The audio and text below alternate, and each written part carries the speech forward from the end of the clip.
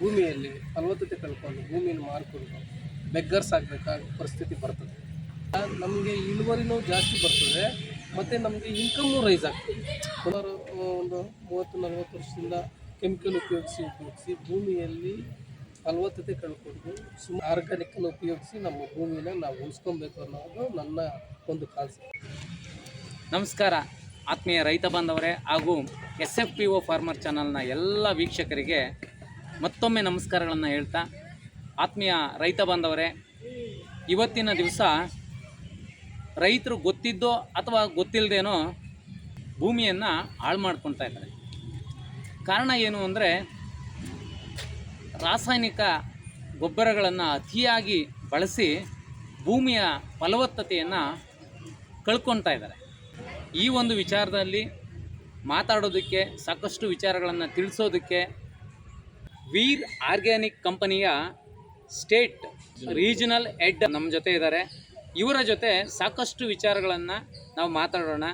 ಇದರಿಂದ ನಿಮಗೆ ಸಾಕಷ್ಟು ವಿಚಾರಗಳು ತಿಳಿತವೆ. ದಯವಿಟ್ಟು ಈ ಒಂದು ವಿಡಿಯೋವನ್ನು ಕೊನೆ ತನಕ ನೋಡಿ, ನಿಮಗೆ ಗೊತ್ತಾಗುತ್ತೆ ಇದರಲ್ಲಿ ಏನು ಅಡಗಿದೆ ಅಂತೇಳಿ. ಸರ್, ಕಾರ್ಯಕ್ರಮಕ್ಕೆ ನಮಸ್ಕಾರ ಸರ್. ನಮಸ್ಕಾರ ಸರ್. ವೆಂಕಟೇಶ್ ಸರ್, ನಿಮಗೂ ಸಹ ನಮಸ್ಕಾರ. ನಮಸ್ಕಾರ. Thank you sir. Sir, Venkatesh sir, ನಾನು ಸಾಕಷ್ಟು ವಿಡಿಯೋಗಳನ್ನು ಅಪ್ಲೋಡ್ ಮಾಡಿದ್ದೀನಿ. ಸಾವಯವ ಕೃಷಿಯನ್ನು ಮಾಡೋದರಿಂದ ಭೂಮಿಯ ಫಲವತ್ತತೆಯನ್ನು ಉಳಿಸ್ಕೊಳ್ಬೋದು, ಮುಂದಿನ ಪೀಳಿಗೆಗೆ ಒಳ್ಳೆಯ ಫಲವತ್ತಾದಂಥ ಭೂಮಿಯನ್ನು ಕೊಡ್ಬೋದು ಅನ್ನೋವಂಥದ್ದು ಸಾಕಷ್ಟು ವಿಚಾರಗಳನ್ನು ಹೇಳಿದ್ದೇನೆ. ನಿಮ್ಮ ಒಂದು ಕಾನ್ಸೆಪ್ಟು ನನಗೆ ತುಂಬ ಚೆನ್ನಾಗಿ ಇಷ್ಟ ಆಯಿತು. ಏನಪ್ಪ ಅಂದರೆ, ವೀರ್ ಸಾವಯವ ಗೊಬ್ಬರ ಗ್ರ್ಯಾನ್ಯೂಲ್ಸ್ ಅಂತೇಳಿ. ನಿಜಕ್ಕೂ ಇದರ ಒಂದು ಅಂಶಗಳು ಮತ್ತು ಇದರ ಒಂದು ಮಹತ್ವ ನಾನು ತಿಳ್ಕೊಂಡಾಗ ನಾನು ನಿಮ್ಮನ್ನು ಮಾತಾಡಿಸ್ಬೇಕು, ನಿಮ್ಮಿಂದ ಸಾಕಷ್ಟು ಜನ ರೈತರಿಗೆ ಅನುಕೂಲ ಆಗುತ್ತೆ ಅನ್ನೋ ಒಂದು ಉದ್ದೇಶದಿಂದ ನಾನಿವತ್ತು ನಿಮ್ಮನ್ನು ಮಾತಾಡಿಸ್ತಾ ಇದ್ದೀನಿ ಸರ್. ಮುಖ್ಯವಾಗಿ ನಿಮ್ಮ ಒಂದು ಪರಿಚಯವನ್ನು ನಮ್ಮ ಇವ್ರಿಗೆ ವೀಕ್ಷಕರಿಗೆ ಮಾಡಿಕೊಡಿ. ಅದಾದ ನಂತರ ಈ ವೀರ್ ಸಾವಯವ ಗೊಬ್ಬರದ ಬಗ್ಗೆ ನೀವು ಏನು ಹೇಳೋದಕ್ಕೆ ಹೊರಟಿದ್ದೀರಿ ಅಂತೇಳಿ ದಯವಿಟ್ಟು ಹೇಳಿ ಸರ್. ಹೇಳ್ತೀವಿ ಸರ್. ನನ್ನ ಹೆಸರು ವೆಂಕಟೇಶ್ ಅಂತ. ನಾನು ಹಾರ್ಟಿಕಲ್ಚರ್ ಡಿಪಾರ್ಟ್ಮೆಂಟಲ್ಲಿ 10 ವರ್ಷ ರೈತ ಸಹಾಯಕರಾಗಿ ಕೆಲಸ ಮಾಡಿದ್ದೀನಿ. ಅದೇ ರೀತಿ ಸುಮಾರು NGOಗಳಲ್ಲಿ ಕೆಲಸ ಮಾಡಿದ್ದೀನಿ. ಆದರೆ ಈಗಿನ ರೈತರು ಈಗಿನ ಪರಿಸ್ಥಿತಿ ಏನಾಗ್ತದೆ ಅಂದರೆ, ಕೆಮಿಕಲ್ ಉಪಯೋಗಿಸಿ ಭೂಮಿನ ಫಲವತ್ತತೆಯನ್ನು ಕಡಿಮೆ ಕಳ್ಕೊತಾ ಇದೆ. ಅದರಿಂದ ಮುಂದೊಂದು ದಿನ ರೈತರು ಆ ಭೂಮಿಯಲ್ಲಿ ಫಲವತ್ತತೆ ಕಳ್ಕೊಂಡು ಭೂಮಿಯನ್ನು ಮಾರಿಕೊಂಡು ಬೆಗ್ಗರ್ಸ್ ಆಗಬೇಕಾದ ಪರಿಸ್ಥಿತಿ ಬರ್ತದೆ. ಅದನ್ನು ತಪ್ಪಿಸೋದಕ್ಕೋಸ್ಕರನೇ ನಾವು ಆರ್ಗಾನಿಕ್ ಮಿನರಲ್ಸ್ ಅಂತ ವೀರ್ ಅನ್ನೋ ಒಂದು ಗ್ರ್ಯಾನ್ಯೂಲ್ಸ್ನ ನಾವು ತಗೊಂಡು ರೈತರಿಗೆ FPO ಮುಖಾಂತರ ನಾವು ಪರಿಚಯ ಮಾಡ್ಕೊಳ್ತಾ ಇದ್ದೀವಿ. ಸರ್, ಈಗ ಒಂದು ಸಣ್ಣ ಪ್ರಶ್ನೆ ನಿಮಗೆ. ನೀವೇನು ಹೇಳಿದ್ರಿ, ನೀವು ಹೇಳಿದ್ದು ಸತ್ಯನೇ. ಆದರೆ ಈ ಆರ್ಗ್ಯಾನಿಕ್ ಫರ್ಟಿಲೈಸರ್ಸ್ ಯೂಸ್ ಮಾಡೋದ್ರಿಂದ ಭೂಮಿ ಫಲವತ್ತತೆ ಆಗ್ತದೆ, ಇದು 100%. ಆದರೆ ಭೂಮಿಯಲ್ಲಿ ಬೆಳೆಯುವಂಥ ಇಳುವರಿ ಕಡಿಮೆ ಆಗುತ್ತೆ. ಜೊತೆಗೆ ಇವತ್ತು ಹಾಕಿದ ತಕ್ಷಣ ನಾಳೆನೇ ರಿಸಲ್ಟ್ ಬರಲ್ಲ. ಈಗ ಬೇರೆ ರಸಗೊಬ್ಬರಗಳನ್ನ ನಾವು ಬಳಸೋದ್ರಿಂದ ಇವತ್ತು ಹಾಕಿರೋ 3-4 ದಿನದೊಳಗಡೆ ಅದ್ರ ರಿಸಲ್ಟ್ ಬಂದುಬಿಡ್ತದೆ, ಫಾಸ್ಟಾಗಿ ಗ್ರೋತ್ ಆಗುತ್ತೆ.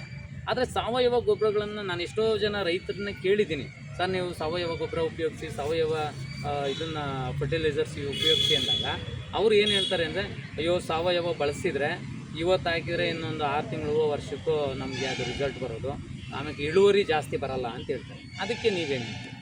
ಇಲ್ಲ, ಆ ಥರ ಏನಿಲ್ಲ. ಏನಂದರೆ, ಈಗ ಭೂಮಿಯಲ್ಲಿ ಯಾವುದೇ ಆರ್ಗಾನಿಕ್ಕು ಸ್ಲೋ ಆಗಿ ಅದು ಕೆಲಸ ಮಾಡ್ತದೆ, ಫಾಸ್ಟಾಗಿ ಕೆಲಸ ಮಾಡ್ತದೆ. ಯಾವಾಗ ಸ್ಲೋ ಆಗಿ ಕೆಲಸ ಮಾಡ್ತದೆ ಅಂದರೆ, ಭೂಮಿಯ ಒಂದು ಫಲವತ್ತ ರಸಸಾರ ಅಂತೀವಲ್ಲ, THP, ಅದು ಅದರಲ್ಲಿರ್ತದೆ.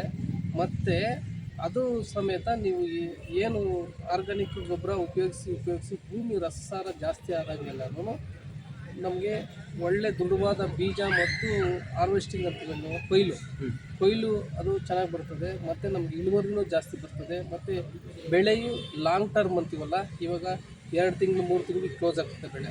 ಅದೇ 3.5 ತಿಂಗಳು 4 ತಿಂಗಳು ಬೆಳೆ ಹಾರ್ವೆಸ್ಟಿಂಗು ಜಾಸ್ತಿ, 1 ತಿಂಗಳು ಜಾಸ್ತಿ ಬರುತ್ತೆ. ಆದ್ದರಿಂದ ನಮಗೆ ಇಳುವರಿನೂ ಜಾಸ್ತಿ ಬರ್ತದೆ ಮತ್ತು ನಮಗೆ ಇನ್ಕಮ್ಮು ರೈಸ್ ಆಗ್ತದೆ. ಒಂದೇ ಬೆಳೆಯಲ್ಲೇ ಇನ್ಕಮ್ಮು ರೈಸ್ ಆಗ್ತದೆ. ಆವಾಗ ರೈತನ ಆರ್ಥಿಕ ಮಟ್ಟನೂ ಬೆಳೆಯೋಕ್ಕೆ ಒಂದು ಅವಕಾಶ ಆಗುತ್ತೆ. ಅದೇ ಇವಾಗ ನಾವು ಸುಮಾರು ಒಂದು 30-40 ವರ್ಷದಿಂದ ಕೆಮಿಕಲ್ ಉಪಯೋಗಿಸಿ ಭೂಮಿಯಲ್ಲಿ ಫಲವತ್ತತೆ ಕಳ್ಕೊಂಡು ಸುಮಾರು ರೈತರು ಈಗ 1 ವರ್ಷ 2 ವರ್ಷ 3 ವರ್ಷ ಬಂಡವಾಳ ಹಾಕಿದ್ದನ್ನೇ ಹಾಕಿದ್ದ ಬಂಡವಾಳ ಮತ್ತೆ ವಾಪಸ್ ಬರಲ್ಲ. ಹಿಂಗೆ ಪ್ರಯತ್ನ ಮಾಡಿ 5 ವರ್ಷ ಪ್ರಯತ್ನ ಮಾಡ್ತಾರೆ. ಸೊ ಈ ವ್ಯವಸಾಯ ನಮ್ಗೆ ಬೇಡ, ಈ ಭೂಮಿನೂ ಬೇಡ, ಭೂಮಿನೂ ಮಾರ್ಕೊತಾನೆ. ಆಮೇಲೆ ಏನು ಕೆಲಸಕ್ಕೆ ಬರ್ಬೇಕಾಗಿ ಎಲ್ಲೋ ಒಂದು ಕಡೆ ಯಾವುದೋ ಒಂದು ಆಫೀಸ್ಗೆ ಸೆಕ್ಯೂರಿಟಿ ಆಗಿ ಒಂದು ಕೆಲಸ ಮಾಡ್ಕೊಂಡು ಅವರು ಜೀವನ ಮಾಡಬೇಕಾಗ್ತದೆ. ಆದ್ದರಿಂದ ಇದನ್ನು ಇವಾಗೆ ತಪ್ಪಿಸ್ಬೇಕಂದ್ರೆ ನಾವು ಅದರ ಜೊತೆಯಲ್ಲಿ ಆರ್ಗಾನಿಕನ್ನು ಉಪಯೋಗಿಸಿ ನಮ್ಮ ಭೂಮಿನ ನಾವು ಉಳಿಸ್ಕೊಬೇಕು ಅನ್ನೋದು ನನ್ನ ಒಂದು ಕಾನ್ಸೆಪ್ಟ್. ವೆಂಕಟೇಶ್ ಸರ್, ನಿಜವಲ್ಲೂ ತುಂಬ ಉತ್ತಮವಾದಂಥ ಮಾತುಗಳನ್ನು ನೀವು ಹೇಳಿದ್ರಿ. ಎಷ್ಟೋ ಜನ ಫಲವತ್ತತೆ ಕಳ್ಕೊಂಡು ಲಾಭ ಇಲ್ದಿರ ನಷ್ಟ ಅನುಭವಿಸಿ ಬೇರೆ ಅಯ್ಯೋ ಈ ವ್ಯವಸಾಯನೇ ಬೇಡಪ್ಪ ಅಂತಂದ್ಬಿಟ್ಟು ಸೆಕ್ಯೂರಿಟಿ ಕೆಲಸಕ್ಕೋ ಇಲ್ಲ ಇನ್ಯಾವುದೋ ಒಂದು ಕಂಪ್ನಿಗೆ ಕೆಲಸಕ್ಕೆ ಹೋಗುವಂಥ ಸಾಕಷ್ಟು ಜನ ರೈತರು ಇವತ್ತು ನಾವು ನೋಡ್ತಾ ಇದ್ದೀವಿ. ಆದರೆ ನಾನು ನಿಮ್ಗೊಂದು ಕ್ವಶನ್ ಕೇಳೋದೇನು ಅಂದರೆ, ಸಾವಯವ ಗೊಬ್ಬರಗಳನ್ನು ಬಳಸಬೇಕು 100%. ಇವತ್ತು ರೈತರು ಸಾವಯವ ಗೊಬ್ಬರಗಳನ್ನ ಬಳಸಲೇಬೇಕು. ಆದರೆ ಸಾವಯವ ಗೊಬ್ಬರಗಳಿಗೂ ರಸಗೊಬ್ಬರಗಳಿಗೂ ಬೆಲೆಗಳಲ್ಲಿ ತುಂಬ ಡಿಫ್ರೆನ್ಸ್ ಇದೆ. ಸಾವಯವ ಗೊಬ್ಬರಗಳ ಬೆಲೆ ಎಲ್ಲೋ ಒಂದು ಕಡೆ ಸ್ವಲ್ಪ ಜಾಸ್ತಿ ಇದೆ, ಸಾವಯವ ರಸಗೊಬ್ಬರಗಳ ಬೆಲೆ ಎಲ್ಲೋ ಒಂದು ಕಡೆ ಕಡಿಮೆ ರೇಟಿಗೆ ಸಿಕ್ಬಿಡ್ತದೆ. ಸೊ ಹಂಗಾಗಿ ಈಗ ನಾವು ಸಾವಯವ ಗೊಬ್ಬರನ ಬಳಸಿದರೆ ಯಾವ ರೀತಿ ಅದು ಅನುಕೂಲ ಆಗ್ಬೋದು? ಈಗ ನಾನು ಹೇಳೋದೇನೆಂದರೆ, ರಾಸಾಯನಿಕ ಗೊಬ್ಬರಗಳಿಗೂ ಮತ್ತು ಸಾವಯವ ಗೊಬ್ಬರಗಳಿಗೂ ಕಂಪ್ಯಾರಿಸನ್ ಮಾಡಿದಾಗ ಈಗ ನಮ್ಮ ದೇಶದಲ್ಲಿ ಇದುವರೆಗೂ ನಮ್ಮಲ್ಲಿ ಸ್ವಯಂ ಕಾರ್ಖಾನೆಗಳೇ ಇಲ್ಲ ರಾಸಾಯನಿಕ ಗೊಬ್ಬರಗಳು ತಯಾರು ಮಾಡೋದು. ನಾವು ಬೇರೆ ದೇಶಕ್ಕೆ ಅವಲಂಬನೆ ಆಗಿದ್ದೀವಿ.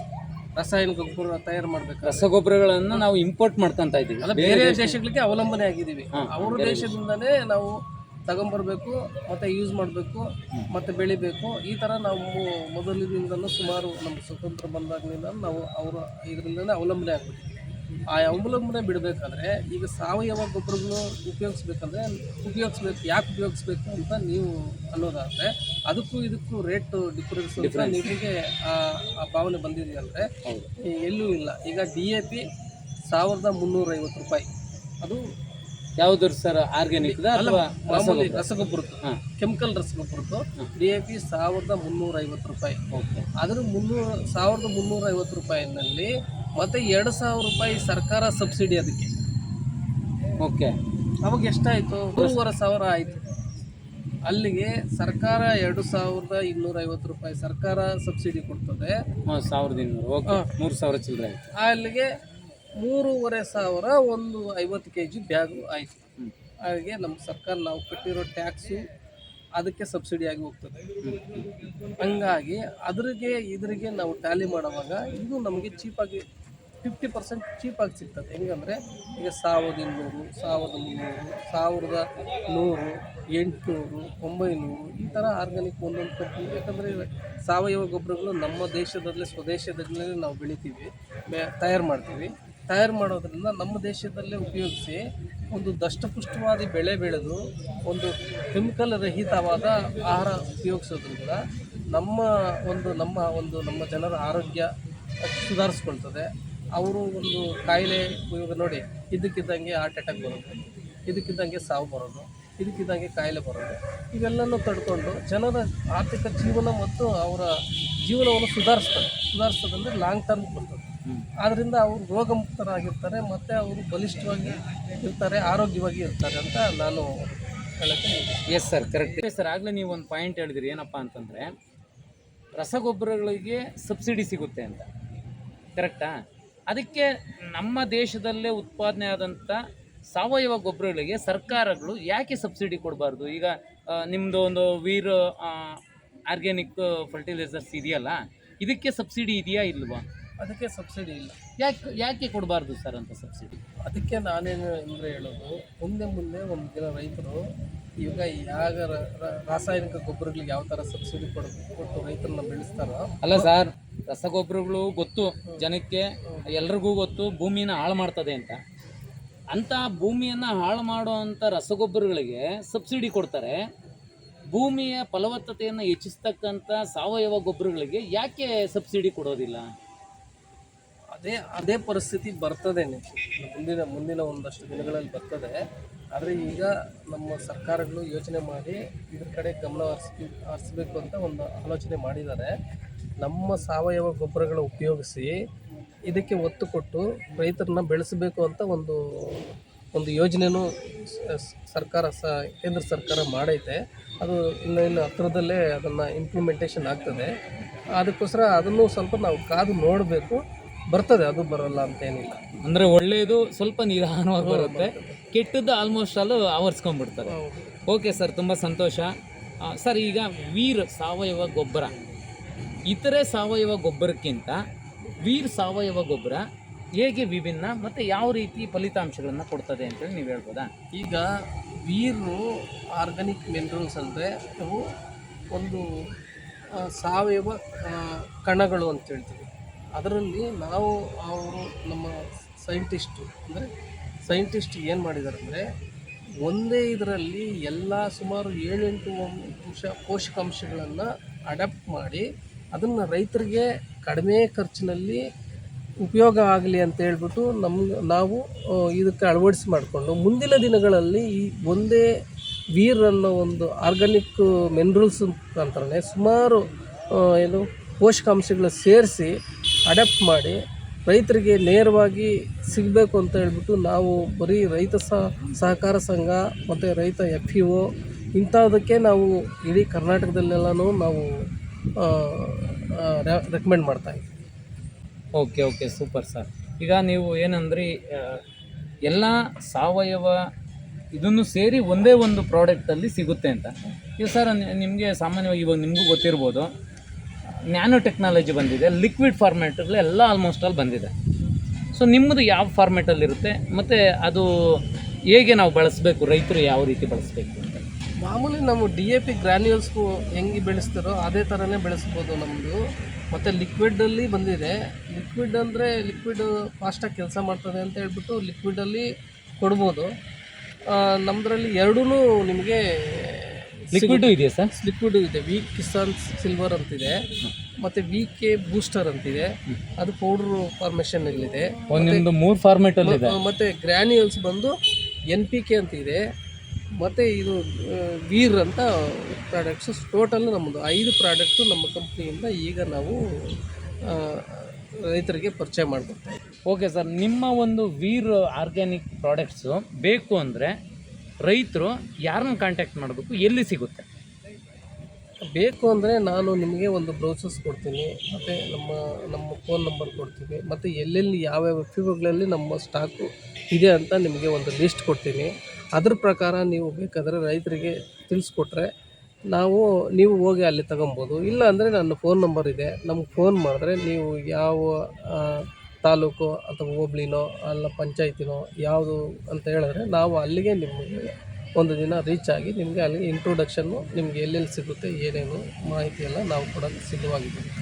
ಆತ್ಮೀಯ ರೈತ ಬಾಂಧವರೇ, ವೀರ್ ಆರ್ಗ್ಯಾನಿಕ್ ಉತ್ತಮವಾದಂಥ ಗೊಬ್ಬರ ನಿಮಗೆ ಯಾರಿಗಾದ್ರೂ ಬೇಕು ಅಂದರೆ ವೆಂಕಟೇಶ್ ಸರ್ ನಂಬರು ಸ್ಕ್ರೀನ್ ಮೇಲೆ ಕಾಣ್ತಾ ಇರ್ತದೆ. ಸೊ ಆ ನಂಬರ್ಗೆ ನೀವು ಕರೆ ಮಾಡಿ ನೇರವಾಗಿ ಕಂಪನಿಯಿಂದ ನೀವು ಪಡೆದುಕೊಳ್ಬೋದು. ಅಥವಾ ನಿಮ್ಮ ಹತ್ತಿರದಲ್ಲಿರ್ತಕ್ಕಂಥ FPOಗಳನ್ನು ನೀವು ಕಾಂಟ್ಯಾಕ್ಟ್ ಮಾಡಿದರೆ, ಸೊ FPOಗಳಲ್ಲೂ ವೀರ್ ಆರ್ಗ್ಯಾನಿಕ್ ಸಾವಯವ ಗೊಬ್ಬರ ಬೇಕು ಅಂದರೆ ಅಲ್ಲೂ ನಿಮಗೆ ಸಿಗ್ತದೆ ಅಂತೇಳಿ ವೆಂಕಟೇಶ್ ಸರ್ ಹೇಳ್ತಾ ಇದ್ದಾರೆ. Sir okay sir, Venkatesh sir ತುಂಬ ಚೆನ್ನಾಗಿ ಹೇಳಿದರೆ. ಕೊನೆಯದಾಗಿ ನಮ್ಮ ವೀಕ್ಷಕರಿಗೆ ಆರ್ಗ್ಯಾನಿಕ್ ಫರ್ಟಿಲೈಸರ್ಸ್ನೇ ಯಾಕೆ ಬಳಸಬೇಕು ಅನ್ನುವಂಥದ್ದನ್ನು ನೀವೇನಾದರೂ ಹೇಳ್ತೀರಾ ಸರ್? ಹೇಳ್ತೀವಿ ಸರ್, ಸಂತೋಷ, ಒಳ್ಳೆ ಪ್ರಶ್ನೆ ಕೇಳಿದ್ರಿ. ಆದರೆ ನಾವು ರೈತರ ಮಕ್ಕಳಾಗಿರೋದ್ರಿಂದ ನಮ್ಮ ಭೂಮಿ ಈಗ ಚಿನ್ನದ ರೇಟಿಗಿಂತ ಜಾಸ್ತಿ ಆಗಿದೆ. ಆ ಚಿನ್ನದ ರೇಟನ್ನು ನಾವು ಉಳಿಸ್ಕೊಬೇಕಾದ್ರೆ ಮುಂದೆ ನಮ್ಮ ತಾತ ಮುತ್ತಾತ ಅವ್ರು ಬಿಟ್ಟೋಗಿರೋ ಭೂಮಿನ ಉಳಿಸ್ಕೊಬೇಕಾದ್ರೆ ನಾವು ಅದರ ಸಮೇತವಾಗಿ ಫಲವತ್ತತೆಯನ್ನು ಉಳಿಸ್ಕೊಂಡ್ರೆ ಮುಂದಿನ ನಮ್ಮ ಮಕ್ಕಳ ಭವಿಷ್ಯ ಅದರಲ್ಲಿ ಅಡಗಿದೆ ಅಂತ ನಾನು ಹೇಳೋಕ್ಕೆ ಇಷ್ಟಪಡ್ತೀನಿ. ಮತ್ತು ಅದು ಏನು ಮಾಡಬೇಕು ಅಂದರೆ, ನಾವು ಮಿನರಲ್ಸ್, ಆರ್ಗಾನಿಕ್ ಮಿನರಲ್ಸ್ ಯಾಕೆ ಉಪಯೋಗಿಸಿದ ಏನು ಪ್ರಯೋಜನ ಅಂತ ಇದುವರೆಗೂ ನಮ್ಮನ್ನು ನೀವು ಕ್ವಶನ್ ಕೇಳಿದ್ರಿ. ಅದಕ್ಕೂ ಸರಿಯಾದವಾದ ಒಂದು ಉತ್ತರ ಕೊಟ್ಟಿದ್ದೀನಿ. ನಾನು ಹೇಳೋದು ಮುಖ್ಯವಾಗಿ ಏನಂದರೆ, ನಮ್ಮ ಭೂಮಿನ ಉಳಿಸ್ಬೇಕಾದ್ರೆ ರೈತ ಬಾಂಧವ್ರಿಗೆ ಹೇಳೋಕ್ಕೆ ನಾನು ಇಷ್ಟಪಡ್ತಾ ಇದ್ದೀನಿ. ಆರ್ಗಾನಿಕ್ ಅಂದಿದ ತಕ್ಷಣ ಏನಪ್ಪ ಇದು ರಿಸಲ್ಟ್ ಬರೋಲ್ಲ, ಇದು ಮತ್ತು ನಮಗೆ ನೆಗೆಟಿವ್ ಆಗಿ ಯೋಚನೆ ಮಾಡೋದನ್ನು ಇದನ್ನೆಲ್ಲ ಬಿಟ್ಟು ನಮ್ಮ ಭೂಮಿಯನ್ನು ನಾವು ಫಲವತ್ತತೆ ಮಾಡಿ ಮುಂದಿನ ನಮ್ಮ ಮಕ್ಕಳ ಭವಿಷ್ಯಕ್ಕೋಸ್ಕರ ನಾವು ಉಳಿಸಿ ಬೆಳೆಸಿ ನಾವು ಬೆಳೆಸೋ ಜೊತೆಗೆ ನಮ್ಮ ದೇಶದ ಜನರ ಆರೋಗ್ಯವನ್ನು ಸುಧಾರಿಸೋ ಕಡೆ ನಮ್ಮ ಕೈಯಲ್ಲಿದೆ. ನಾವು ದಿನನಿತ್ಯದ ಅವರ ಏನು ಅವಶ್ಯಕತೆಗಳು ಏನು ಆಹಾರ ಪದಾರ್ಥಗಳನ್ನು ನಾವು ಕೊಡೋದ್ರ ಮುಖಾಂತರ ಅವರ ಆರೋಗ್ಯವನ್ನು ಸುಧಾರಿಸ್ಬೇಕು ಅಂತೇಳಿ ನಾನು ಹೇಳಿ ನಮ್ಮ ರೈತ ಮಕ್ಕಳಿಗೆ, ನಾನು ರೈತನ ಮಗನಾಗಿ ನಾನು ನಿಮ್ಗೆ ಹೇಳೋದು ಬಯಸೋದಿದೆ. ನಮ್ಮ ಭೂಮಿಯನ್ನು ಉಳಿಸಿ ನಮ್ಮ ಮುಂದಿನ ಭವಿಷ್ಯ ಮಕ್ಕಳಿಗೋಸ್ಕರ ಉಳಿಸಿ ಬೆಳೆಸಿ ಅಂಥೇಳಿ ನಾನು ಸ್ವಲ್ಪ ಈ ಮಾತಾಡೋದಕ್ಕೆ ಅವಕಾಶ ಕೊಟ್ಟಂಥ ನಮ್ಮ ಎಲ್ಲ ಚಲನ್ ಬಾಂಧವರಿಗೆ ನಾನು ಹೇಳ್ಕೊಳ್ಳೋದೇನೆಂದರೆ, ನನ್ನ ನಂಬರು 9743527332. ನನ್ನ ಹೆಸರು ವೆಂಕಟೇಶ್ ಅಂತ. ನಾನು ಕರ್ನಾಟಕ ರಾಜ್ಯದ ಒಂದು ಎಕ್ಸಿಕ್ಯೂಟಿವ್ ಆಫೀಸರ್ ಆಗಿ ಇದರಲ್ಲಿ ವೀರ್ ಅಂತ ಒಂದು ಗ್ರ್ಯಾನ್ಯುಯಲ್ಸು ಈ ಕರ್ನಾಟಕದ ಯಾವುದೇ ಮೂಲೆಗೆ ಆದ್ರೂ ಕೂಡ ನಾನು ರೆಫರ್ ಮಾಡೋದಕ್ಕೆ ರೆಡಿಯಾಗಿರ್ತೀನಿ. ನನ್ನ ನಂಬರ್ಗೆ ಕಾಲ್ ಮಾಡಿ ದಯವಿಟ್ಟು. ಎಲ್ಲ ರೈತ ಬಾಂಧವರಿಗೆ ವಂದನೆಗಳು. ಎಸ್ ರೈತ ಬಾಂಧವರೇ, ಗೊತ್ತಾಯ್ತಲ್ವಾ? ನೋಡಿ, ಬೇವಿನ ಬೀಜ ಹಾಕಿದರೆ ಬೇವು ಬೆಳೆಯುತ್ತೆ, ಮಾವಿನ ಬೀಜ ಹಾಕಿದರೆ ಮಾವು ಬೆಳೆಯುತ್ತೆ. ನಾವು ಭೂಮಿಗೆ ಒಳ್ಳೆಯ ಗೊಬ್ಬರವನ್ನು ಕೊಟ್ಟರೆ ಒಳ್ಳೆಯ ಬೆಳೆ ಬರ್ತದೆ, ವಿಷವನ್ನು ಹಾಕಿದರೆ ವಿಷನೇ ಬರ್ತದೆ. ಸೊ ಹಾಗಾಗಿ ನಿಮಗೆಲ್ಲರಿಗೂ ಗೊತ್ತಾಗಿದೆ ಅಂತ ಅಂದ್ಕೊತೀನಿ. ಇಂಥ ಒಂದು ಅದ್ಭುತವಾದಂಥ ಮಾಹಿತಿ ಇರ್ತಕ್ಕಂಥ ಈ ಒಂದು ಸಂಚಿಕೆಯನ್ನು ನೀವು ಸದುಪಯೋಗ ಪಡಿಸ್ಕೊಳ್ಳಿ. ಇನ್ನೂ ಸಾಕಷ್ಟು ಜನ ರೈತರಿಗೆ ಈ ವಿಡಿಯೋವನ್ನು ಶೇರ್ ಮಾಡಿ. ನಿಮಗೂ ಒಳ್ಳೆಯದಾಗಲಿ. ಮತ್ತು ಆರ್ಗ್ಯಾನಿಕ್ ಫರ್ಟಿಲೈಸರ್ಸನ್ನು ನಮ್ಮ ಭೂಮಿಗೆ ಕೊಡ್ತಾ ಇರ್ತಕ್ಕಂಥ ನಿಮಗೂ ಸಹ ಒಳ್ಳೆಯದಾಗಲಿ ಅಂತೇಳಿ ಹೇಳ್ತಾ ಈ ಒಂದು ಎಪಿಸೋಡನ್ನು ಮುಗಿಸ್ತಾ ಇದ್ದೀನಿ. ಧನ್ಯವಾದ.